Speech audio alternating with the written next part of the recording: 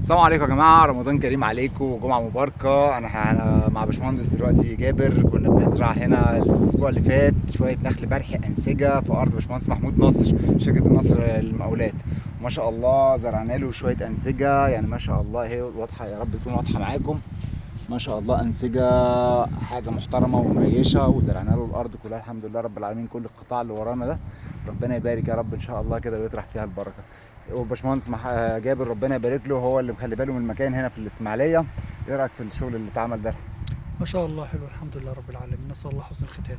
بإذن الله يا باشمهندس ان شاء ربنا الله يبارك ان شاء الله لحضرتك يا رب إن شاء الله. ان شاء الله. بس احنا هو كان باشمهندس كان خايفين من موجة البرد طبعا اللي حصلت الفترة اللي فاتت، الحمد لله فهو الراجل عدت استشارني. على خير، الحمد لله. الحمد لله رب العالمين، فجيت له نبص مع بعض كده عليه، بس الحمد لله الوضع العام مطمئن قوي الحمد لله رب العالمين، مفيش اي اثر يعني الحمد لله رب العالمين. الحمد لله. الحمد لله. المهم يا جماعه، انا حبيت بس ايه اشارككم الشغل الجميل ده واقول لكم رمضان كريم وكل سنه وانتم طيبين وجمعه مباركه عليكم. ولو في عندكم بقى اي استشارات ما تنسوش تكلمونا او تبعتوا لنا على الصفحه او على الواتساب، وان شاء الله نكون في خدمتكم. يلا ماشي، نشوف على السلام كده. عليكم. الله السلام يخليك. عليكم. تسلم يا سلام. باشمهندس. السلام عليكم. سلام.